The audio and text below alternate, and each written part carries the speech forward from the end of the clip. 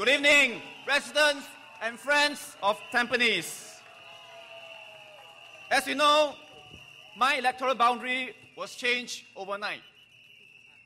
The opposition has always claimed that they have been disadvantaged by boundary changes and that the past efforts will go to waste.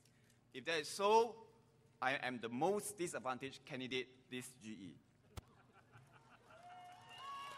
My boundary was literally transplanted from Queenstown in the west to Tampines in the east. I have a totally different group of constituents. While the opposition know the new boundaries on the 24th of February, I only have 18 hours before nomination starts. But I do not give myself excuses. I've said I need to quickly immerse myself in Tampines. I want to visit all the 150 blocks in Tampines North. I'm very happy to update everyone that at 2 p.m. today, I visited all 150 blocks in Tampines North. I thank all my Tampines North activists for bringing me around because you're familiar with the ground, you're familiar with the residents, you helped me a lot. I'd like to thank also my Queenstown activists for your strong moral support. And one very important person to thank is also Mr. Ong Kian Ming, who has set me a very good foundation for me to take over Tampines North. After GE, I will continue walking.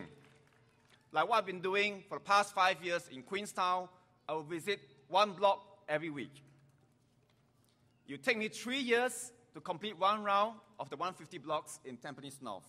But it's important, as a new person, someone new to Tampines, I must get going, get to know residents, get to know the ground issues. Besides face-to-face, I'm also very active in social media, Facebook, Twitter, and a lot. I found that my Facebook friends, many of them are also residents of Tampines.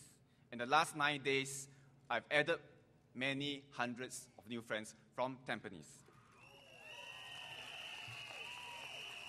They made me feel very welcome in Tampines. I'm very heartened, very grateful. Thank you for your kind words. During my walkabout, I met many residents and I have many questions, especially from the young. They asked me, why should I vote for you? Why should I vote for PAP? I think the usual answer of PAP's track records, our credibility, these answers, these reasons may appeal to the older generation, but I think to the young, they need more than that. We cannot be too defensive. We need to acknowledge our own shortcomings. We may not have all the solutions. Therefore, we need to have a more consultative, more transparent, and more open process. People recognize that things may not be what they want, but they can understand the reasons behind it. People nowadays want a channel, an outlet to challenge the status quo. They are not necessarily anti-establishment. They are not necessarily rebellious. They just want an alternative voice. There will be more discussion, more disagreement, and more debate. With more views in Parliament, with more NMPs, more NCMPs, we will learn how to accept this, how to live with it. And hopefully, we'll have a good discussion in Parliament. Voters will also have to discern what makes sense and what is just bluff. Residents have also asked me, what will I do in Tampines? I know in Tampines, there are a lot more Malay residents, so first of all, I have to learn more Malay. In the last 9 days, I gotten by with saying that saya candidate baru Unila PAP, terima kasih. But I think I need to learn a lot more.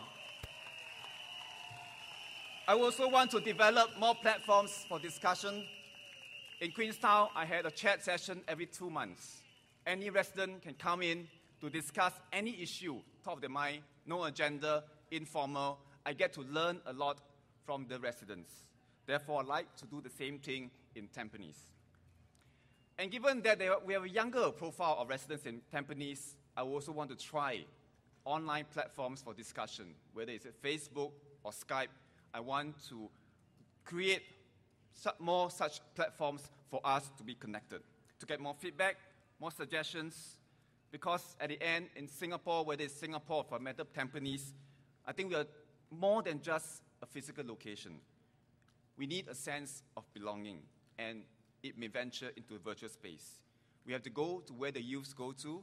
It's always been a challenge in the community for us to engage youth. So maybe our KPI of how many events is not the right KPI.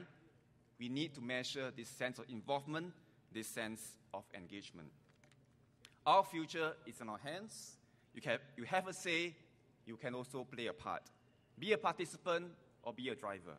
We are all in the same vehicle, whether it's a car, a train, a boat, a ship, or an aeroplane. Some of us may be in the front row, others may be in the back seat. But we will all travel at the same speed and move along the progress of Singapore. So join us on the PAP vehicle into a better future for Singapore.